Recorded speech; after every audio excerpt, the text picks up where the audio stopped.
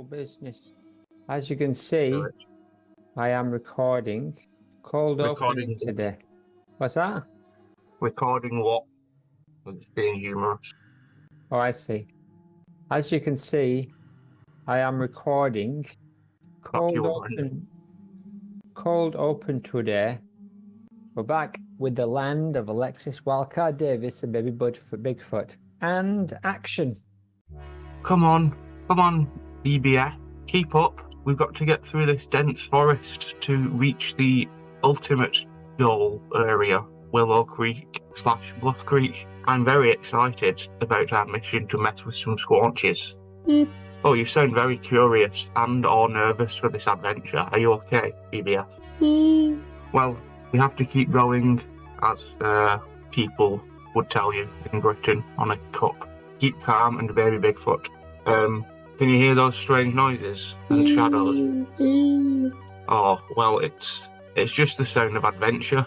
We'll have a great time. Come on. Can you hear that? Can you hear the sound of Bob Marley playing? Oh, look, a clearing.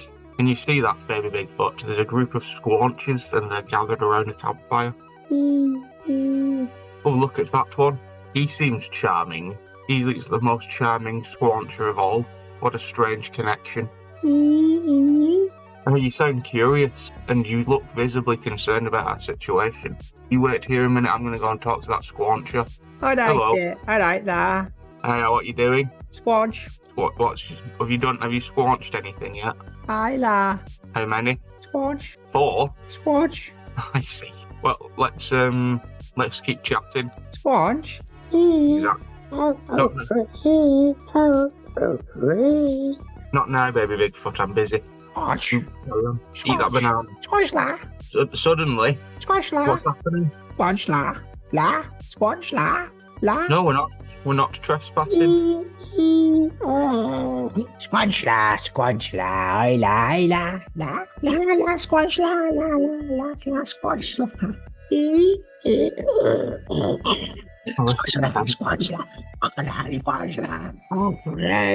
La. Squanch, la. Oh no, let's run.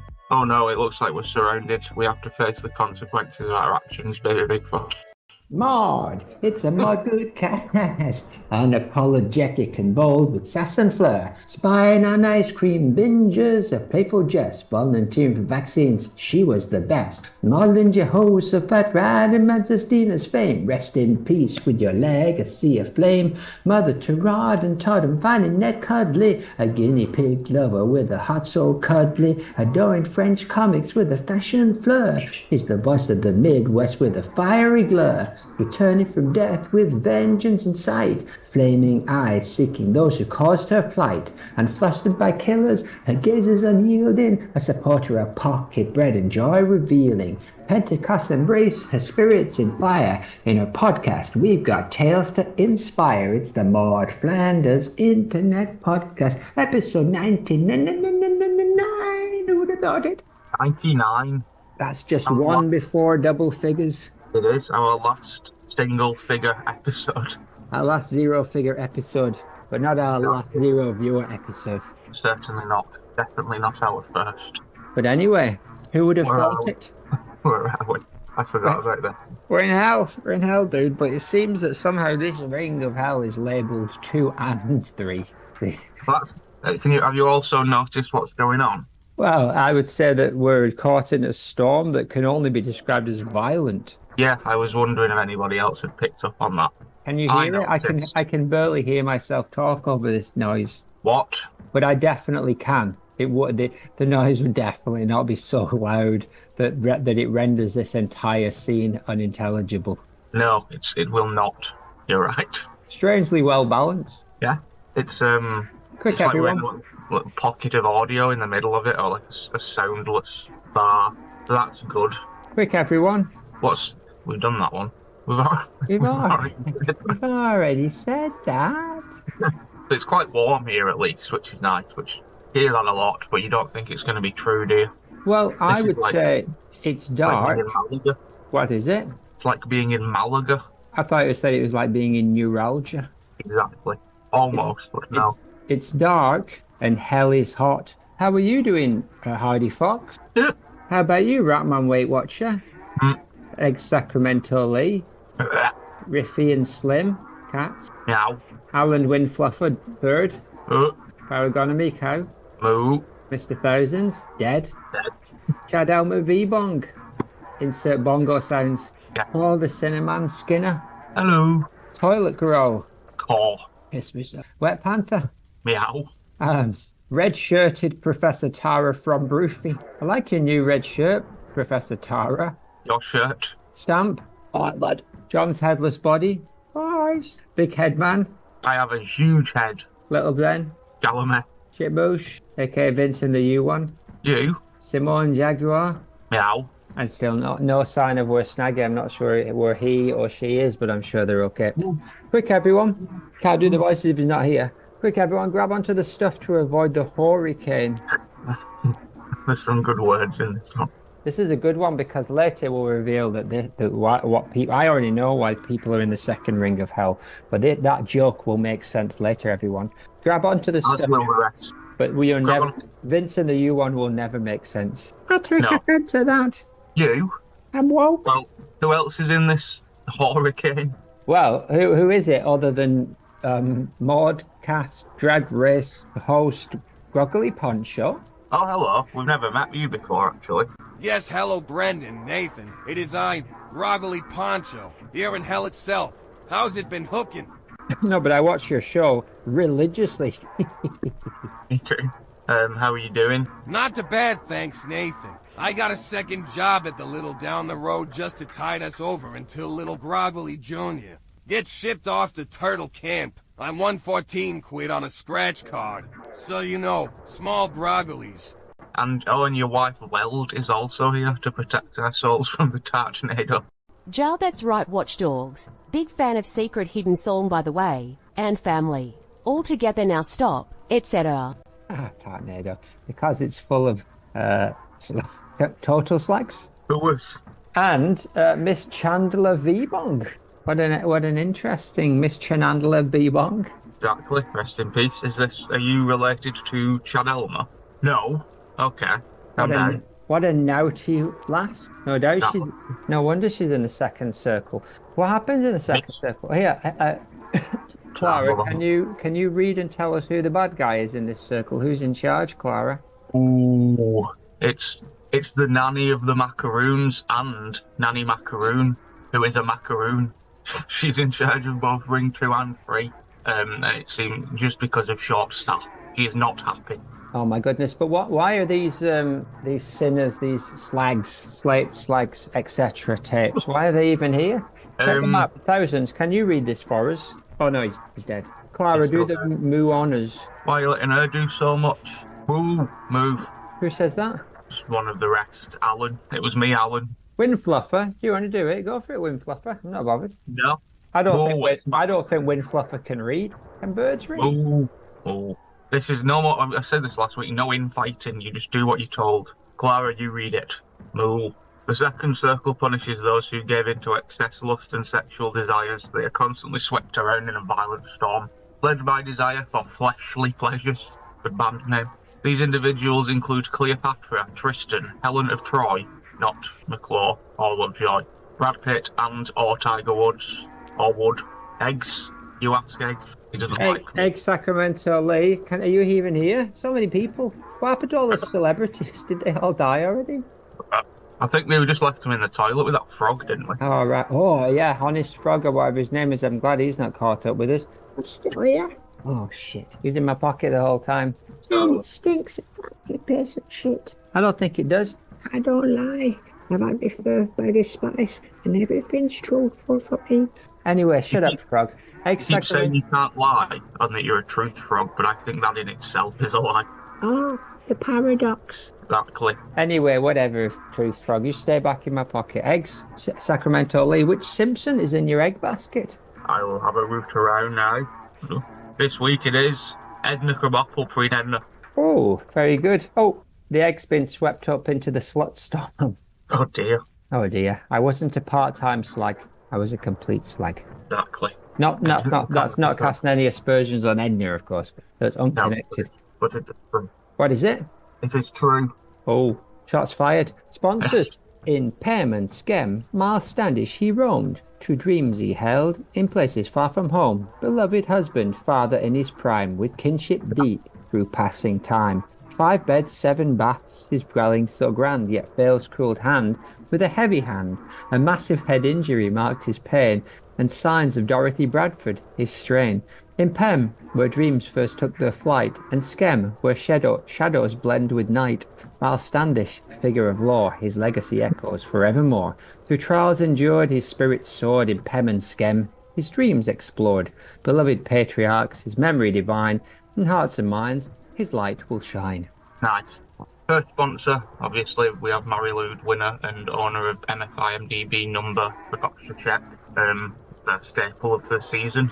And then I also have Mick McLaren, paranormal investigator hunting Wigan Pier and the villages around Alton Towers for Wigan Bigfoot, and Rivington Dogmans and unidentified undertaking objects. There is to be no more access to the killing field. Good Lord. I got a new sponsor this week. See if you can hear this. Give me a thumbs up. In the bustling metropolis of Culinary Central, where flavours collided and cuisines converged, there arose a whisper of change in the air. The traditional reign of bacon was being challenged by a new wave of alternative bacon artisans. Among them, prosciutto, fish skin bacon, and salmon rushes stood at the forefront of this gastronomic revolution. Prosciutto, with its roots deeply embedded in the hills of Italy, brought a touch of Mediterranean flair to the table. Crafted with precision and aged to perfection, it offered a delicate balance of saltiness and sweetness that tantalized the taste buds of food enthusiasts far and wide. Meanwhile, fish skin bacon emerged as a revelation from the depths of the ocean. Utilizing the discarded skins of premium fish, this alternative bacon offered a unique umami flavor profile, crisp texture, and a sustainable approach to seafood consumption. Not to be outdone, salmon rashers made their mark with their vibrant hue and bold flavor. Infused with the essence of wild-caught salmon, these rashers provided a delightful burst of smokiness and richness, making them a favorite among adventurous eaters. But the most surprising contender in the alt bacon arena was the Vegan Cartel. With a mission to redefine the boundaries of plant-based cuisine, they crafted a range of bacon alternatives using innovative ingredients like tempeh, coconut, their creations ranging from turkey-style strips to venison-inspired slices, blurred the lines between meat and plant, enticing both vegans and omnivores alike. As the alt bacon movement gained momentum, bacon lovers everywhere stayed tuned for the latest bacon news, eager to explore the ever-expanding universe of flavors and possibilities. In this culinary landscape, traditional bacon faced stiff competition from its alternative counterparts, challenging chefs and foodies to embrace innovation and reimagine the art of bacon making. And in the end, it was the diversity and creativity of the alt bacon story that left a lasting impression on palates and plates alike, forever changing the way we savor the beloved strip of sizzle and delight. So I got sent that by the makers of alternative bacon. They weren't apparently they weren't very happy with our last few advertisements, and they decided to make their own. Let's hope other companies follow that same suit every single week. Let's hope they definitely will. Another sponsor, the Crichton Leprechaun Hunters, could be a crackhead that's got pulled to the wrong stuff and it's told him to get up in a tree and play a leprechaun. And then, if you wouldn't mind also delaying it by another 4 minutes. Oh, I do not. 8-minute sponsors. Hello, it's me, Groggly, and we're back for the Modcast official sponsor race season 4. Isn't that right, Lel? Yeah, that's right, love. Lovely. This time, it's a CEO special, so without further ado, bring in our CEOs. You want to do it? Head of the CIA, Alan Dulles. Founder of Lipton's Iced Tea, Sir Thomas Lipton. Earl Warren of the California Highway Patrol. CEO of Walmart, Doug McMillan. CEO of China National Petroleum, Xu Jinping. Representing her business, the Pound Bakery, Karen Wood. Here to clear the good name of Nestle, Here to clear the good name of Nestle, it's Ulf M. Schneider. Clunkly. Cluck Cluck CEO of Nando's, Rob Paps is here. CEO of Sepco, Saeed Dawach. The head of Cabbage Patch Incorporated, it's Xavier Roberts. Dad, can I write something on this computer? When I'm done this, yes. Son of the Maude murderer, it's Lachlan Murdoch of Fox fame. Clunkly. And finally, representing the MFIMDB, Jeff Apple is in the race. Say something funny. Thank you, Pants and Polo Umblies. It's always an utter delight to get a pinch of help from you both. Anyway, I won't gruggly any more of your poncho. Here are the results of the 4th season of the Maude official sponsor race. Which CEO will join Anyan? Mari lied.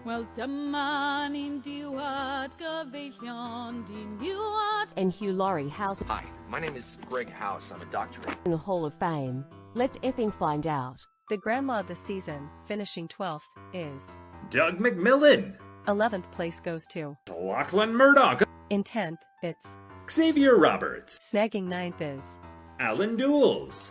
8th place slot is filled by, Sir Thomas Lipton. and in 7th, it's Jeff Apple. finishing 6th. Earl Warren. Our 5th place CEO is Xu Jinping. And now our top for sponsors go Rotatod in a Flamball smackdown for the crown. It's Secco versus Nando's as Saeed Dawach. takes on, Rob Paps. whilst the Pound Bakery is up against Nestle in the second smackdown of Karen Wood. versus Ulf M. Schneider. the two victorious sponsors are Rob Paps. and, Karen Wood. meaning, Saeed Dawach. and, Ulf M. Schneider. take 3rd and 5th place.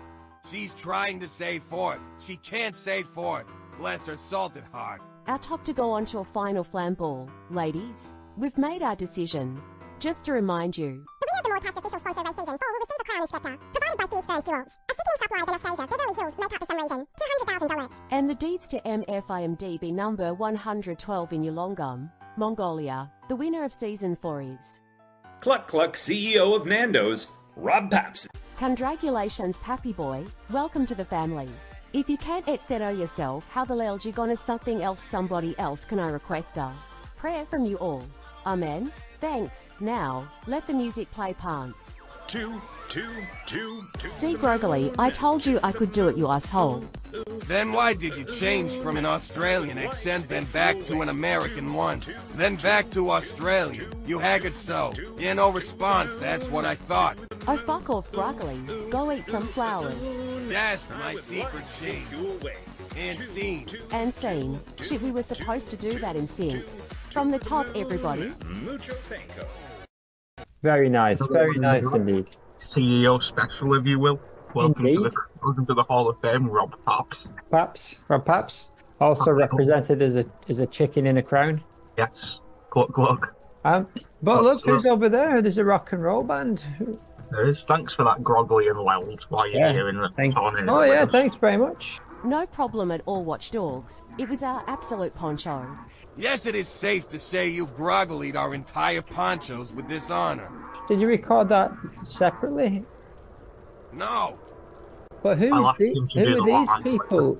How we're fleshy pleasures. We're the what did the band tell you that? We're a bunch of slats and slags, and we're the world's greatest Penhaligon's Kraken's cover band. And we lost our souls, and now we're down in the second ring of hell. But I tell you, it's a bloody good time down here, mate. I'm loose in all corners. I don't recognise you, but the other 3 members of your band all seem to be from Vanilla. No way. Well, this is a fun twister. No. What's happening over there, up top in the twister? Chad, are you okay? Oh my goodness. Insert bongo frenzy. Yes, that will sound good, actually. Very good. What's he's being thrust upwards into the sister twister, all the way to the very top. Oh my goodness. He's been grabbed by a snacky, bony, crumbly, but sugary fingers. Oh my goodness, that's gotta be Nanny Macaroon. Hello, I am Nanny Macaroon, and I am a stranger you have never met. Ha ha ha ha. Oh my goodness, his eyes are terrified. Are you doing okay, Chad?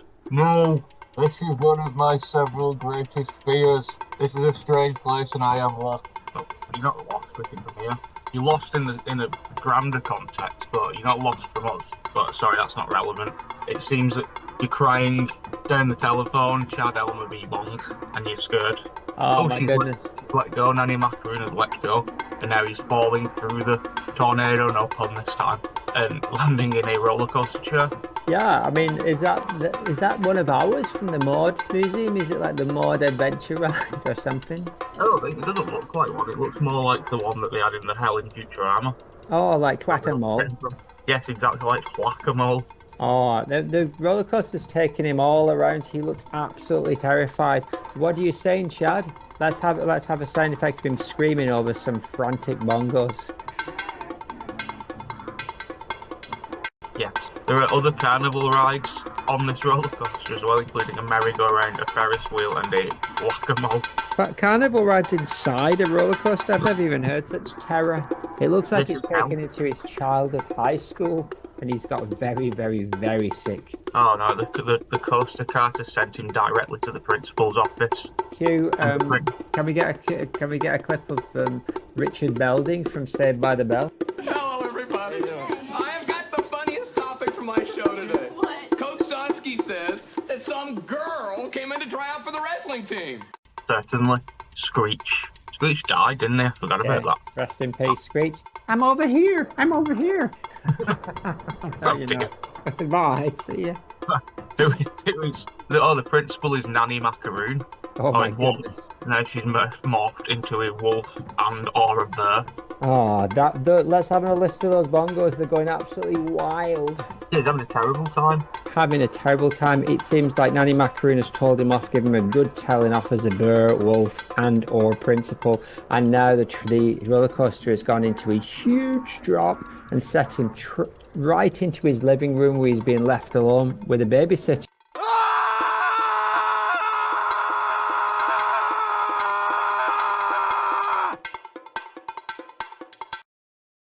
Jesus Christ! And that seems to have killed him. Yeah, he's dead. Oh. His eyes are open, but you can see there's no Chad Elmer V. Bong in there anymore. Well, Chad Elmer V. Bong, we knew you so little. There's only some particularly dicey images of you early on that we managed to get rid of and replace you with some images that were more suitable for the 21st century. But anyway... Much more family friendly. Rest in peace. Yes. Give me a number between 1 and 300. 2070. 20, yeah. Springfield, Evergreen Terrace, 732, The Wiggums, Ned's Own, 742, Simpson's House, 740, The Brown House, Ted Flanders, Bonnie and Connie, 746, Van Houten's, now in Pikeland Avenue. Fabulous. I don't know, outside of, I'll be the first to admit that outside of the Simpsons home and the Flanders, and to a lesser extent Bruce Powers, I don't really know where anybody's supposed to live in relation to each other. I don't know if it's all supposed to be one neighbourhood. Like, I don't know if Millhouse lives like 4 streets away from Bart, or whether he lives like a bike ride away. It's never really, it's just the same as everything else, same as the house rooms, it's whatever's needed. The president's house was only kind of there once, and then I don't think you see it much when you go across. I don't think you see it like across the road now in the way that when they go to the basement you always see that big head that Mr. Burns got for the blood donor. I don't think they kept the president's house as like a recurring feature. I don't know if in fact no, there is something early on where the Simpsons is 742 Evergreen Terrace, but someone else is, from the looks of things, possibly with them. Somebody else has that address as their address, so it's all a bit confusing. I don't know why that number specifically, or if it's like a specific, like a house number from the past, like the streets, like characters are named after streets and stuff. Which Simpsons wiki is the bad one? Fandom.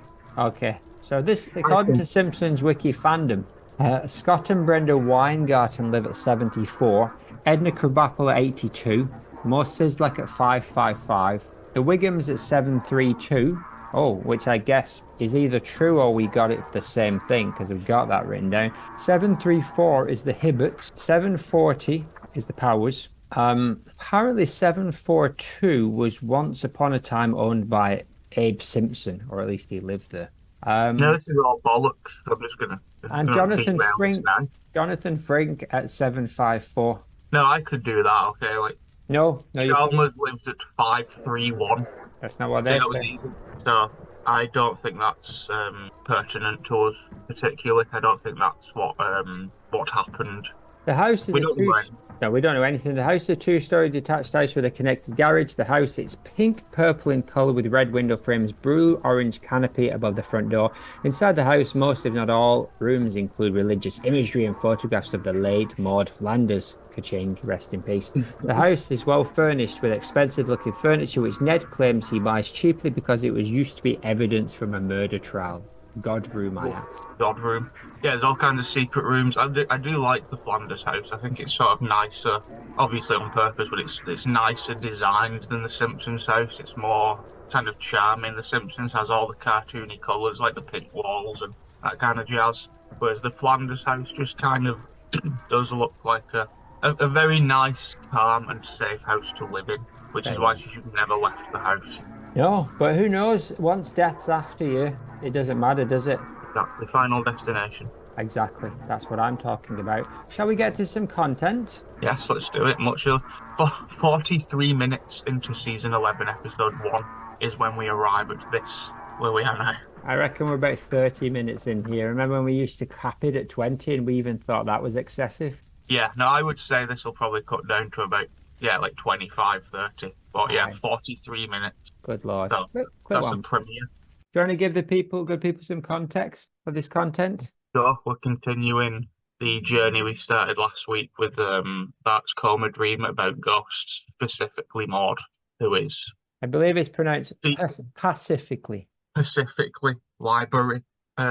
Yeah, she's haunting Bart for a reason that can only be explained to me as a story made for me. As a story out of necessity of needing some stories. Yes, but this is the kind of necessity story I'm here for.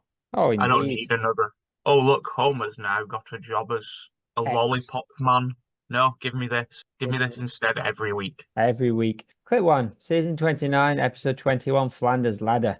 Mez appear ice stab. Bart is in the grass. Maude's flying in the air. Bart is stood on the grass outside the town hall. Finally, you get me to Roswell to the 11th. Yes. What is your finished business? Unfinished business, says Bart. She is a bit ratty. Revenge against the man who caused my death. Flames appear in her eyes. Proper animation. Yes. We have a scene of a fat yellow man with his belly swishing. He has a red target painted on his belly. He shouts, he is using his belly and he's making it all rub around. And the megaphone woman, who I think is the main character, shouts, fire!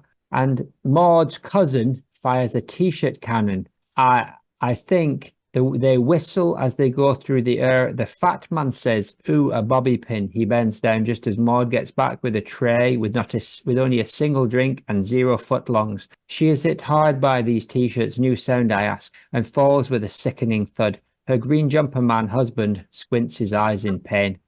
Cut back to today. Bart is on town hall grass. You mean, he says to floating back of the body shot Maude, BOTB, the guy who invented t-shirt guns? Foo, I ask. No, she crankily says. He backs off. The guys who built the stadium with a really low back wall? No, she says, Roswell style. Bart points and trembles. You for standing up. I thought that was funny. That made me laugh. She is angered. No, your father, your stupid father.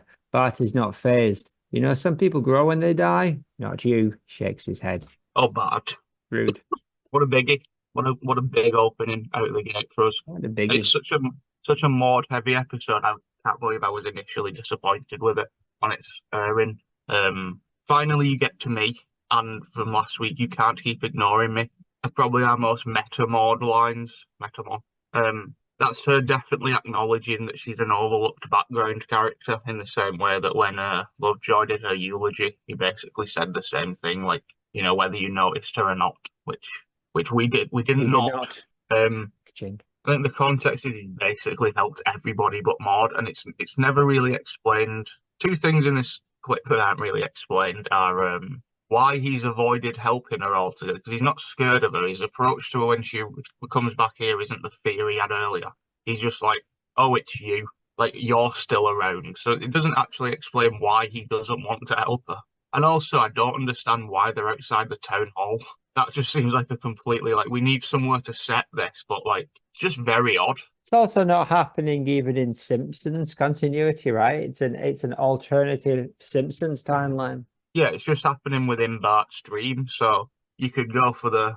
It's not, well, not even necessarily a dream, like a coma, like he thinks he's awake, which is kind of how dreams work anyway, isn't it? But not Lynchian enough for me to be a complete dream. There's not enough weird stuff going on, but setting it at the town hall for no reason is quite weird. I'll give it it can be called sub-Lynchian because it's a random choice, but it's not like it's random within the context of normal. Like they just it's not a deep choice. It's not a deep, meaningful choice. It's just we need a place. Yeah, like they could have easily had it on the stadium car park. They could have had it just outside the Flanders home. They could have had it almost anywhere, and it wouldn't have mattered. On to be honest. Maude's grave. Yeah.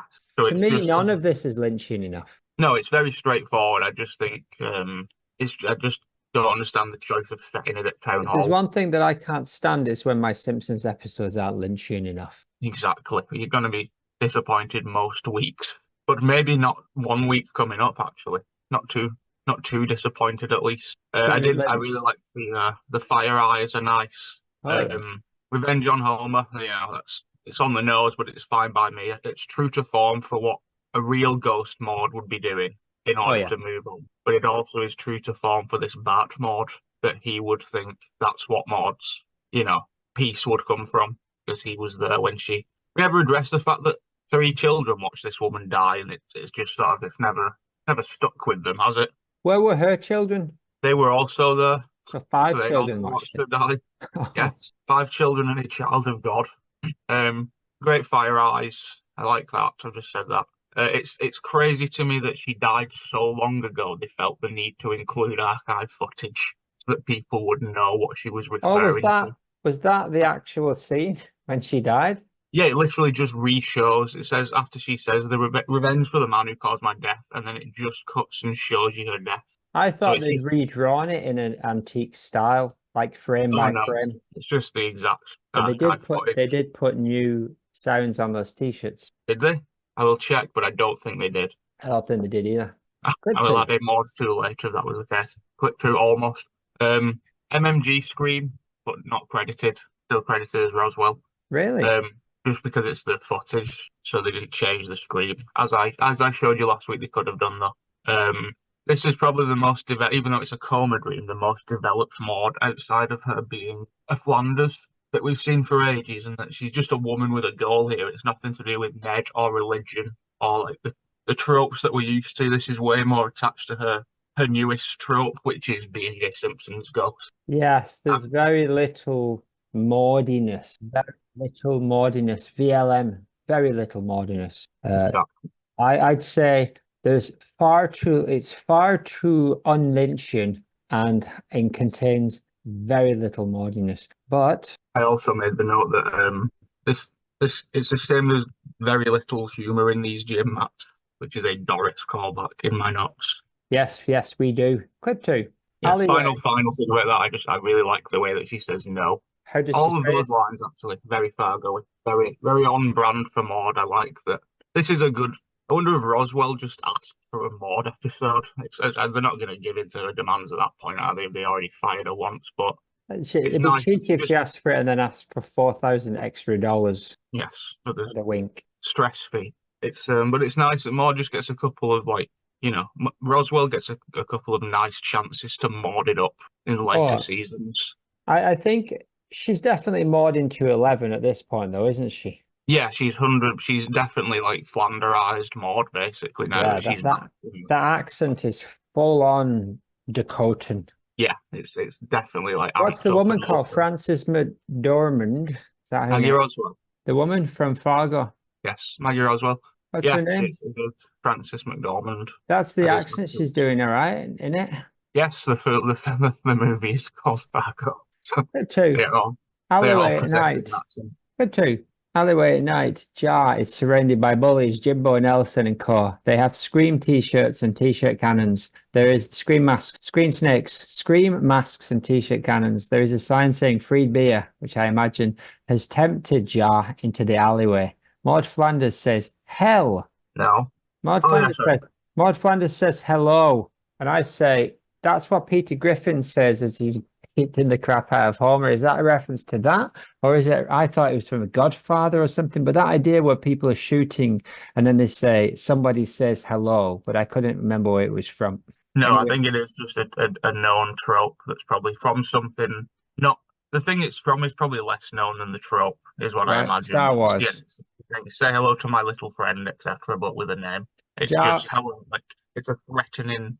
Maude Flanders says hello. Jar It's not- waves hello, and they let rip, hitting his body with harmless t-shirts. They let rip, and Jar falls to the ground from a very low height. Surely that can't count, I say. Let's move, says Jimbo. Cut to Maude smiling and floating next to Preppy Bart. Homer's hand amidst the t-shirts. Thank you, Bart. I'm finally at peace. She floats away. As she is leaving, he shouts, you know Ned remarried. Ooh.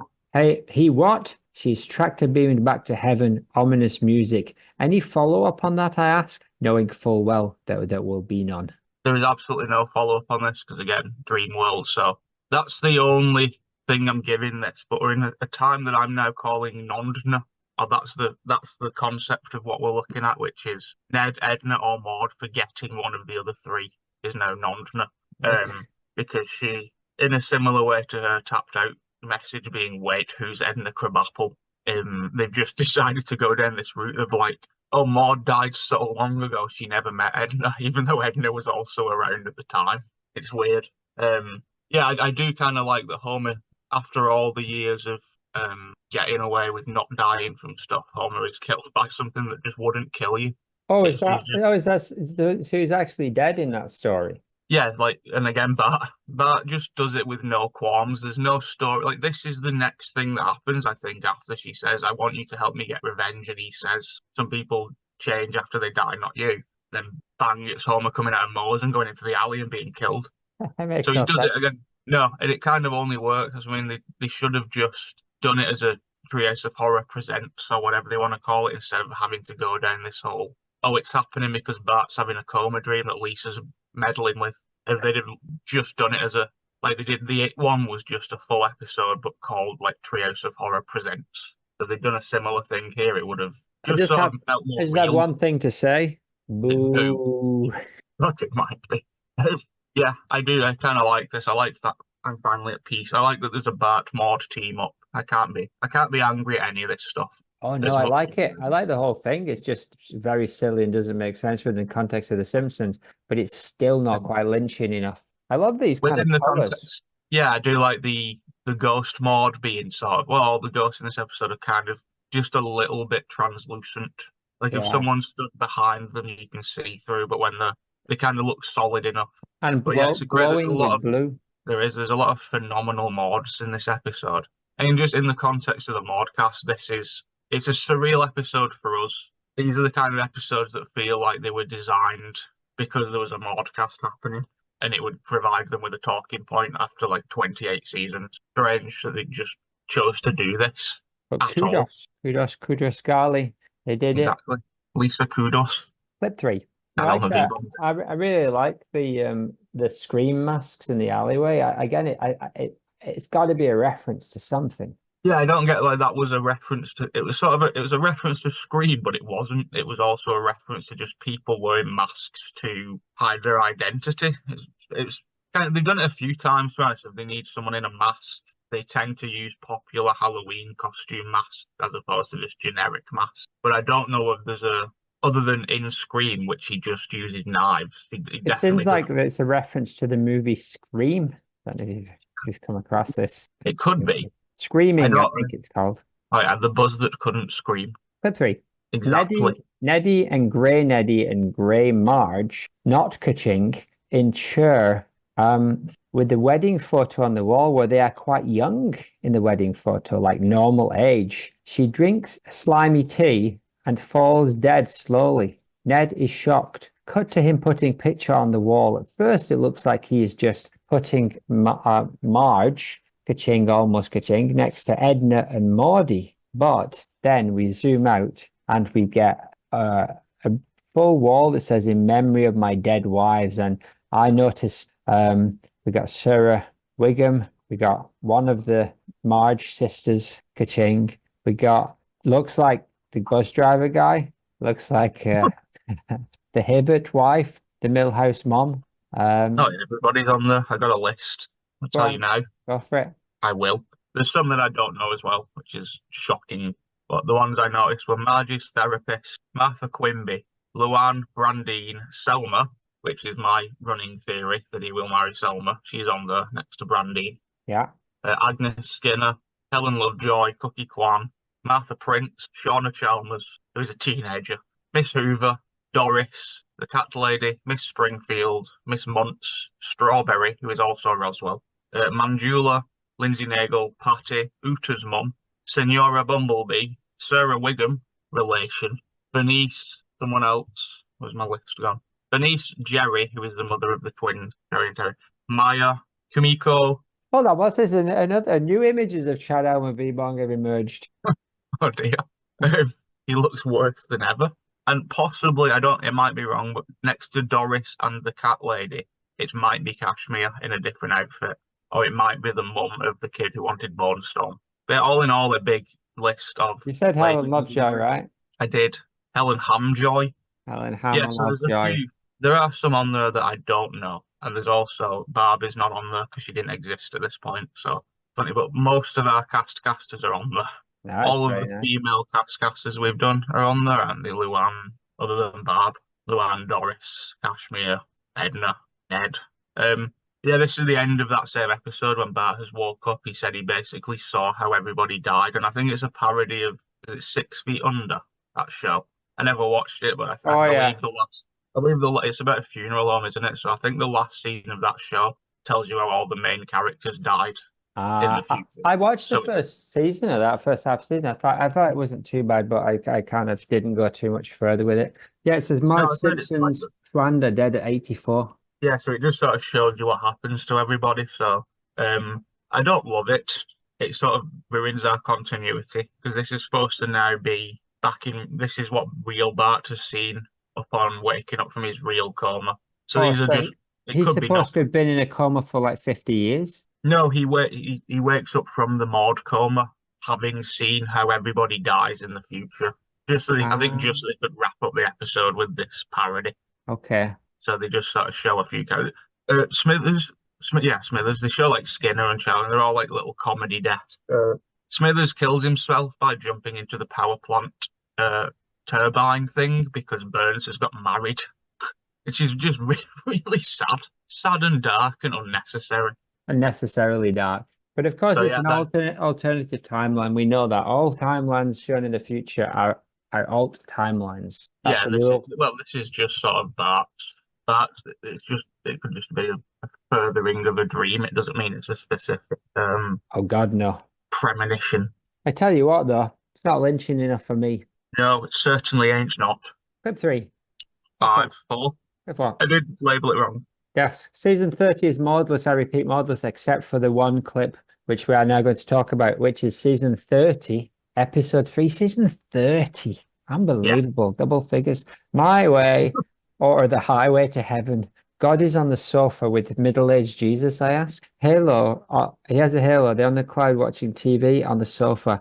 God says, so Ned Flanders gets into heaven. It'll be interesting to see which wife he goes with. Cut to screen of Ned. Each side is flanked by Marge with Abraham Linkler and Edna with G. Washington. Either way, it will be tough sledding, says God. I say, is that Spinal Tap guy? It is. The guy from Better Call Saul.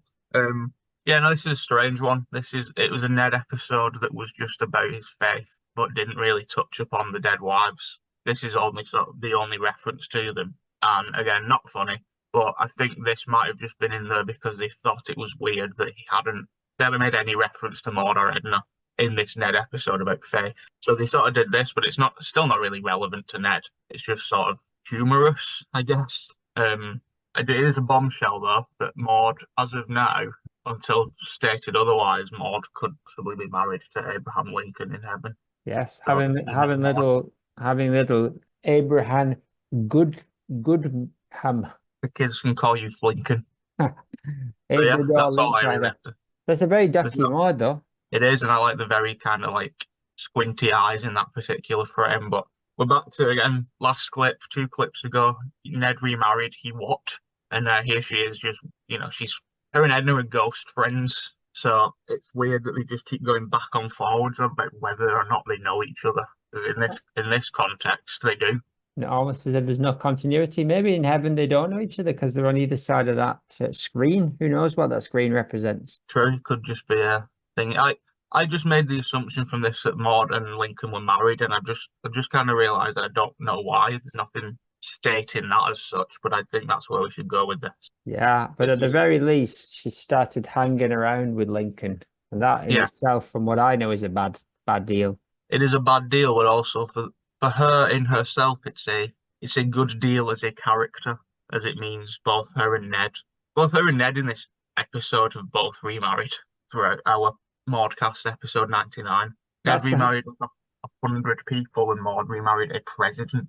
This is the kind of whipping nonsense that we are in late period Maude Flanders territory. Where we used to just look at it and she was just sat at a restaurant. Now she's married to Lincoln.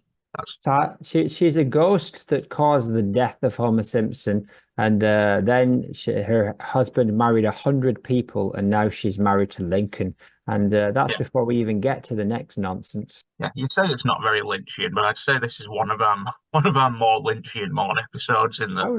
I'd say it's very Lynchian. I agree. In its Maudiness. Clip 4. aka clip 5. Oh, 6. Clip 6. Season 31, episode 8, Thanksgiving of Horror. Turkey Maude and Turkey Ned meet Turkey Simpsons in forest. Ned is enthusiastic. Jar rolls his turkey eyes. Maude's turkey is immediately shot in the face. Classic H shot. It's good, right? Headless body. Headless body falls to the ground to the shock of Ned.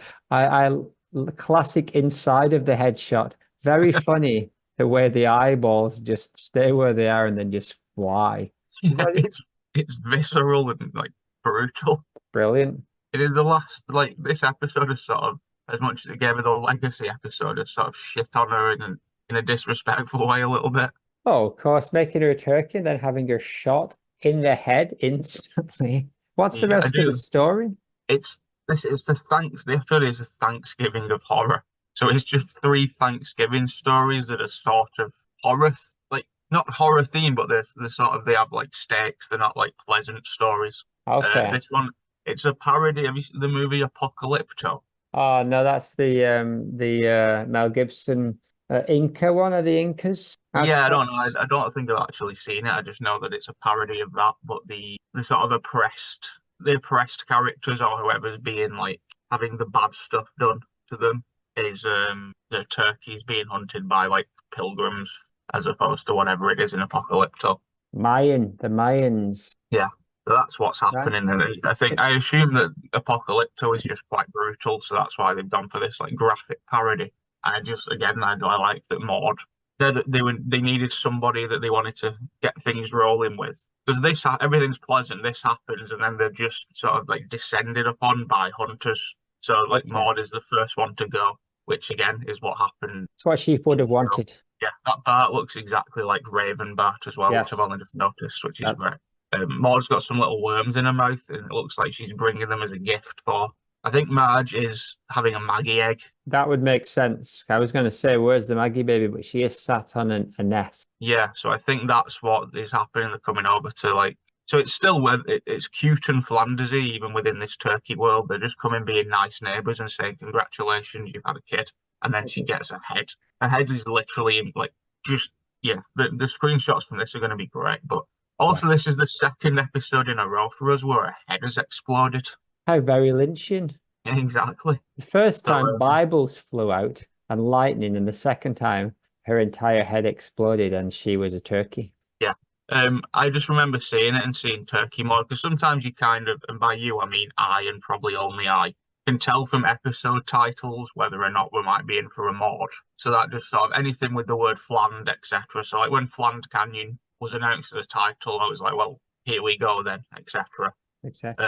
But yeah, I think episodes like this is just sort of when it's a random, unexpected appearance, but it's just always an absolute Delightful. treat for me. Were you shocked when her head exploded almost instantly? Yes, I was, but also as soon as it happened, it made sense. I was like, oh, that's why she was there. There's no reason. If they were just doing this story where the turkeys didn't die, Ned wouldn't have been married to a turkey Maud. He would have either been single or married to an Edna, or he would have just been with a Rod and Todd turkey. Yeah, they could have killed an Edna, but that would have been distasteful, wouldn't it? Yeah, I think it only really works with Maud. And then again, the other characters like Grimy, Bleeding Gums Murphy, etc., they don't have a partner to bring over with them, so she is actually the most natural choice in this situation. How many more deaths have there been, would you say, if you include the bongo? Maybe like 5. We still have more coming up. Really? Spoilers. We have at least one more. One Maud. I can only really think of, like, off the top of my head now, I can only think of this and her actual death, though.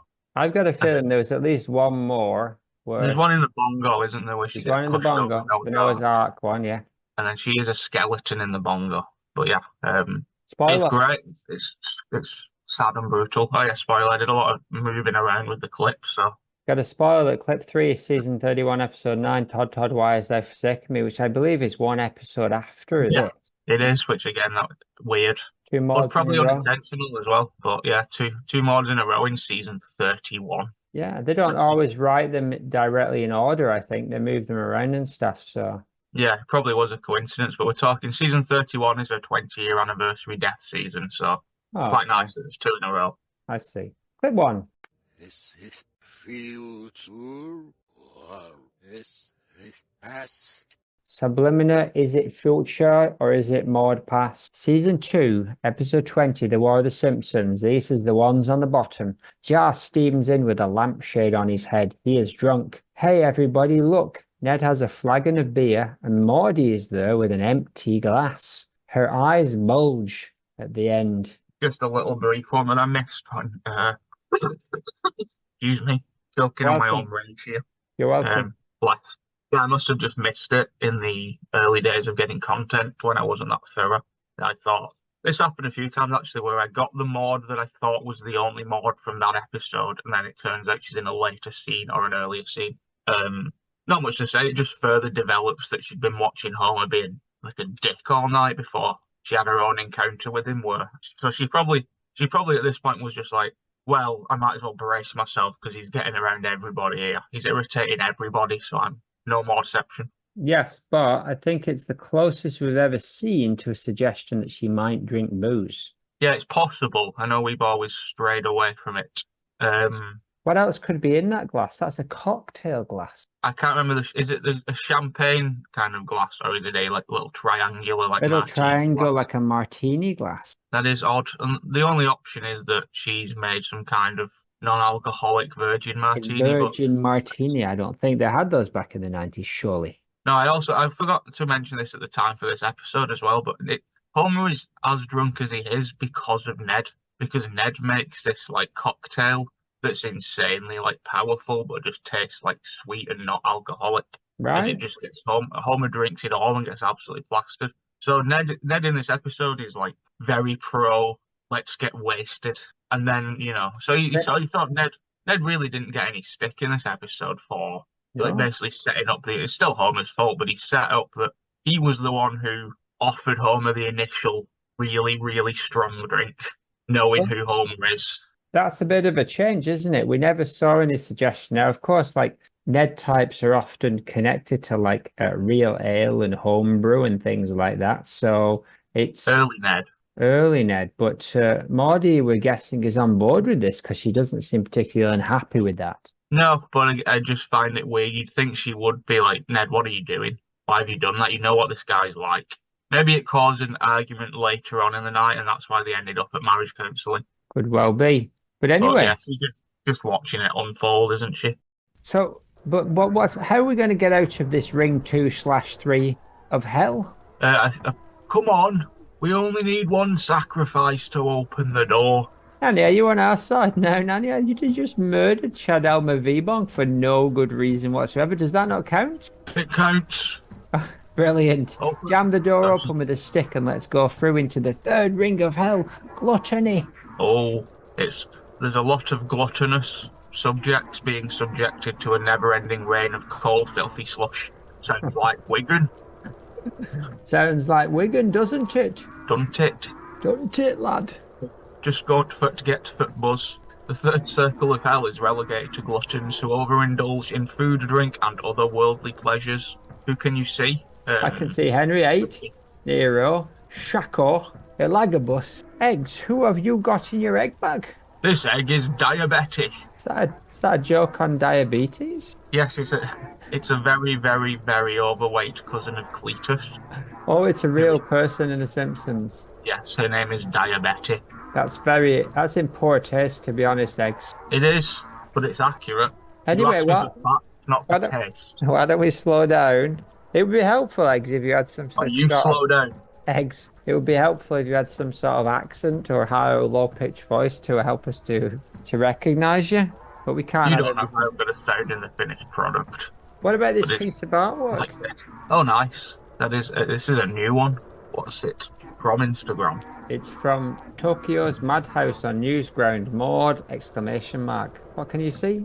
Cute. It's just a cartoony Maude, but more so cartoony than Simpsons cartoony. Yeah. More like kind of new. It says 1/14/24, which means it literally came out like 2 weeks ago. Nice. Welcome to the world. I don't think I can call it an anime style, but it's definitely a Japanese cartoon style, isn't it? Like the big sort of cute. It looks like a cute Japanese cat. It's like a digital cutie design, isn't it? It's not bad though. Have you got any posters for us? I do. I have 3 posters. Yeah, I like it. I like that she's got some kind of weird neck collar as well. Yeah, that's kind of strange choice, isn't it? But I do kind of like it. And these kind of big cat style things, it's like a young Maude, really, I'd say. But she's got a halo and wings, which means that it's contemporary. Regular day Maude again. That's what people know about her, really, is that she's nice and she died. This picture covers both of those things. And if nothing else, that's one thing we've got. And I said, what about Breakfast at Tiffany's? And she said, exactly. I think I remember the film. And as I recall, I think we both kind of liked it. And I said, that's one thing we've got. But what about those posters? How about that hotel option? Breakfast at Groggly Ponchos. Number 1. Number 1. Oh, some hijinks. Who have we got here? Crow, Delphine, and Don Zebra in a construction monkeys spin-off called Wigan. Yes, it's a cute kids film about these 2 side characters. Kind of probably just doing most of the work on the first MFIMDb before they were sucked into space and killed. Rest in peace, Claude and Don. Yeah, this is just simple and cute. Simple and cute. Brilliant. Yeah. I think it's a Zootopia style, kind of, hopefully it's got all the twists and turns of something like a Zootopia and it's not just a straight up Bob the Builder made for TV special. No, I'd like to think there's a small amount of substance in there and maybe even a lesson. Will Fan and Hi Ziz jackets build a museum together. Exactly. The tagline. Hi Ziz. Wild thing in Northwest TikTok comments. Not even sure what that means, to be honest. North, have you ever played Cash App? Oh, brilliant. Penhaligon's cracking the movie. Yes, please. This is awesome. This is a great one. It's obviously 80s themed. I like the poster itself. They've made it look crumpled. Oh yeah, the Kraken holds no bars. Heavy metal band, action packed. So this is their movie, isn't it? Penhaligon's Kraken, the movie. That is what starring both the band Penhaligon's Kraken, rest in peace, and the Kraken, ridden by Susan Penhaligon, the actress. Also rest in peace. Also rest in peace. Yeah, no, this is exactly what I wanted for this movie poster. I wanted it to look, even the font on the word Kraken and the font on the word Penhaligons, everything about it is correct. Except for the spelling of the word Penhaligon. And Kraken. Kraken. But it's brilliant. And it looks a little bit like that what's that dude called? Who's the dodgy dude who's in trouble for all young lasses? Weird Al. Russell Brand. Oh yeah, it does. Very Weird Al. Tatty with the brush. They've got two Yeah, bass players as well. Yes, and I like that one squatting. The Bond one. He's about It's to kill Queen. one out, isn't he? It's Brian May adjacent, but for 3 of the members. Oh, it's proper hair metal, proper like mid-70s to mid-80s, every bit in between. Sea-themed. There's nothing bad about that at all. It's probably the best poster ever made in the history of the world. Until Rolly Fingers, starring Chalamet. It's a Chalamet prequel. it is. Initially, it was just a poster of someone, and it was a Rolly biopic, and then I thought, why not Chalamet it up? Why not Chalamet? You can never have naturally, too much May. As we know, Bing will not play dice with celebrities, so they're all from crayon, which is why they all look off. They look close enough though, because Chalamet's got a messed up face, hasn't he? Chalamet is Rolly, brilliant. It's So also a this is- musical. This is a Rolly Fingers. I'm going to send this to Dobby. Oh yes, If you'll bear down for midterms with me. exactly. Yeah, these films are finding their footing. Oh, very much. I'd say that they got just the right amount of Chalamet and just the right amount of Lynchian. And Kraken. But instead, listen. Where's Riffy and Slim Tip have just gone mad. Put cat sounds in there, like cats going proper bonkers. Listen to them, they're going proper bonkers. What are you space cats all messed up about? They're hissing. Oh, there's a dog. Snaggy. Meow, it's a dog, but not Snaggy. Meow, we love Snaggy. He won't even do now for us, like eat our chicken, like meow. But this dog is going wild. Why is that dog got an onion for a head and boxing gloves on? That's Onion the boxing dog. Who said that? Me, the U one. The only person who would know that surely is Nanny Macaroon. Oh yes, it was me. Doing the voice. Yeah, it is a mistake. What? What kind of mistake? I think this new dog has eaten Nanny Macaroon. Oh, and God. the remaining macaroons. How we got up? Oh, that Snaggy's here. Woof, woof, woof, woof, woof, woof. Oh, he's gone again. Snaggy is very hard to take track of. I don't know what to do here. Let's just have a rest and sit down and watch our little television. I think it's just time for the Watermelon Planet to come on our favourite TV show. Do we have any sort of theme tune for them? No. I can add one though. Insert theme tune. I'll sing it. Watermelon Planet. Spit out the pips. Drink the juice of the Watermelon Planet. La la la la. La la la la. La la la la. Excellent. And action. Woof. Oh no, you're wrecked. Well, woof. I'm glad that I've had a few weeks off, woof woof, to make some more of that sauce since them aliens came down. I tell you what, Darren, it scared bloody life out of me, woof woof. But I've now got proper good batch of sauce ready for go. Do you want to take it down to a village and see if you can sell it, woof woof? Aye. Spaceship noises. What's that coming from sky? Is that the same spaceship or another one? I'm puddled, woof. Hello. Hello, woof. Your sauce has healing properties. Oh, you don't need to tell me, woof. Join us. Okay. You are our leader now. Oh, I don't know if I'm ready for that sort of responsibility, woof woof woof. Too bad. Let's go back to your planet, space-time sounds, woof. What will you do now you're here?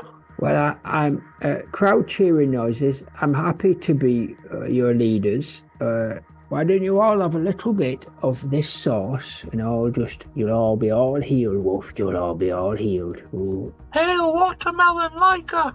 I'm going to visit this hospital and give some to these children. Now I'm visiting this old people's home. Woof. Now I'm dredging the bottom of the river for dead watermelons. Woof. You can all drink deep. Are you Rex Washington? You betcha. Woof woof. I have a mission for you. To be continued. Watermelon Planet. Spit out the pips. Drink the juice of the Watermelon Planet. La la la la. La la la la. La la la la. Excellent. Hail watermelon liker. Oh, Hail watermelon liker. oh, he. Seems like we've got a new mission. He. Give me a number between 1 and 300. That was a good episode, wasn't it? It was. That was a good episode. Give me a number between 1 and 300. 184. Number 198, Lucky Flanders. Curse. Yes, explain. Lucky Flanders. Curse. Are the Flanders cursed? Oh, that is a good question. I don't know what 198 Lucky Flanders means, but it would be easy to argue that Ned. It wouldn't be a difficult storyline to go down to have Ned believe that he's the subject of some kind of satanic curse, given all the bad luck that's happened to him, and he goes on a mission to stop the curse, and then finds out at the end that he was never cursed at all. He's just an unlucky man. But you could argue that Maude is also cursed, because she is the one that got killed, but Rod and Todd seem relatively curse-free. Rod might have diabetes, but that's a devil's medical illness, not a curse. No, not in this day and age. No. Well, I can't speak on that, actually, as a non-diabetic person. Far from me. Right. Far from me. Exactly. But yeah, I would say no. No curse. Okay, very good. Oof. Oh, but we need to sacrifice someone to open up the next level. Always good. Did we establish that we have to sacrifice someone to get through each ring? That's pretty grim stuff, but you know, gotta do what you gotta do. Hell, isn't it? Is the baby Derrida worth these 11 ancillary characters? I would say yes, or however many rings there are. Just effing shoot one of them. Like, just put a massive amount of gun noises and screaming. And maybe some moves as well. Yeah, can I have your words? I think they're just your shirts, though, aren't they? Your shirt. Tara? Your shirt? Your shirt, mate. You're shot to the heart. Oh my goodness. Boys, Stamp, you mad bastard. You've only bloody gone and shot ancillary character Professor Tara Froome Boofy. She was one of our true loves. I can't remember if she's yours or mine, but it was bad news whichever way, boys. Oh dear. Another one bites the dust. Woo. So at least the door to Circle 4's open. So it wasn't in vain, at least. Let's mourn no longer. All right, Stamp, whatever. We know you're a cold-hearted mad bastard, but we've done it. Thankfully, we didn't really know much about Tara from Boofy, so it's no loss. No. If anything, Stamp, you were closest to her. You proposed to her last week. Yeah, hello? From Boofy? No, sorry, we no idea. Never. No, don't cry. No, I'm sure you'll find her. Bye. It's the wrong number. Oh. Anyway, do you have a diary to see us through to the door to Circle 4? Sure. Circle 4. Dear diary. Oh, glory be. Today is the day I, Maude Flanders, marry the one and only Abraham Lincoln here in heaven. Can you Adam and Eve it?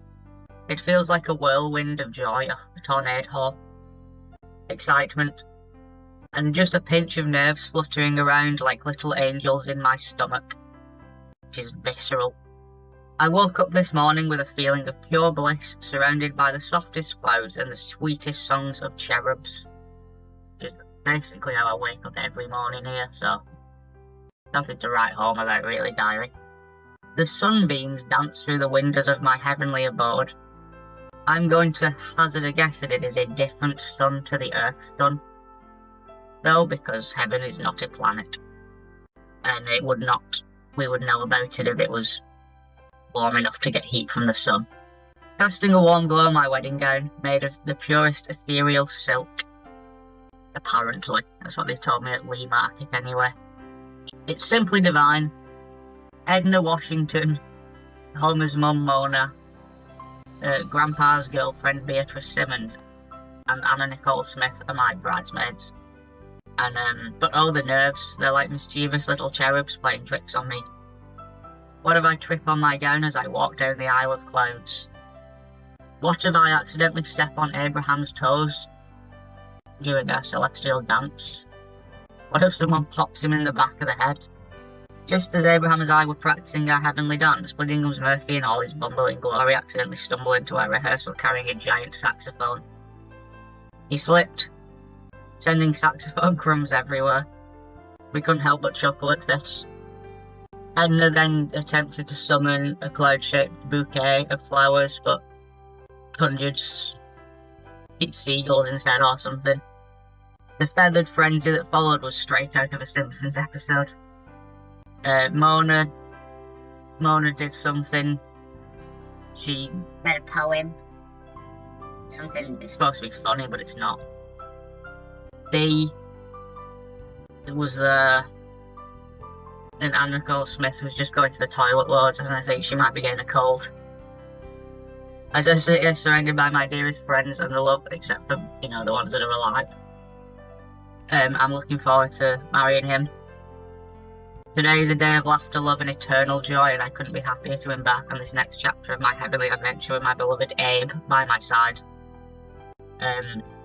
I'm sure Ned will understand. He's an effing president. Yours truly, Maude Lincoln. Bye, diary.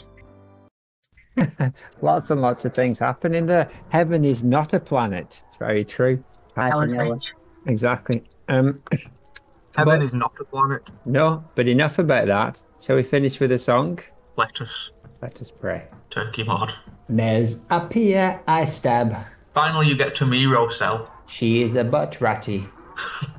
Who caused the bunny death? Deal my death flames. Sense of a fat yellow man to shit shout fire. Rilling his belly, a megaphone woman.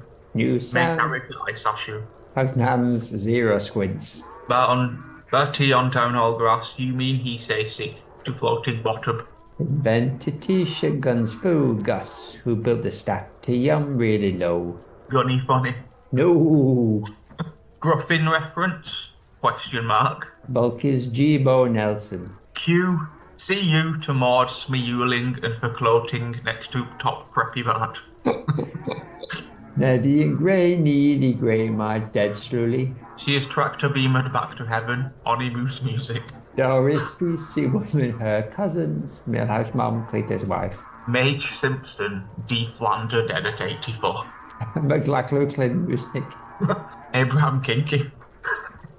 Later, an Edna God Spinal Tap guy. Tony Maud and Turnley Ned meet Turnkey Simpson. Neddy enthusiast, what fun. Jarter Jetty, Maudie Turkey. Very funny the way the eyeballs just fly. Jazz teams in wit, a hand lampshade. What's interesting here at the end, who would have thought it, etc., etc. But what's interesting is that the way the eyeballs bulge and fly, and then the next clip, which is a backwards clip from 28 years earlier, same bulging eyes. Yeah, it's good. It's continually well.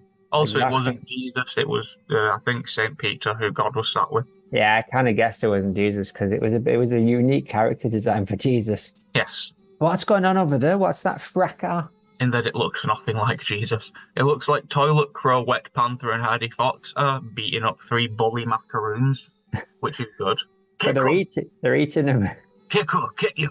Come here, you fucker. Boys, you're going mad there. You got coconut all around your mouth, boys. Well, why don't you, fleshly pleasures, while you're still with us, why don't you play us out? All right, let's get some AI-generated guitar music. And hold on. Truth Frog popped out of my pocket. Oh, bloody hell. Eric Dog, I think I drank some hydrochloric acid. Oh my goodness, Truth Frog. You've vomited onto the bass player for Freshy Pleasures. Insert screams.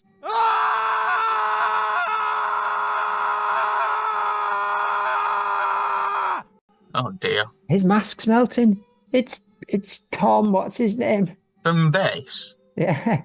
No. Tom something bass. What are you doing here? Tom Hamilton bass. Tom Hamilton. That's the Tom Hamilton. And then what's that over there? What are you? Why, I'm just a private dick. Not for sale. Excuse me? Are you human? Or he hobo? The end. The end.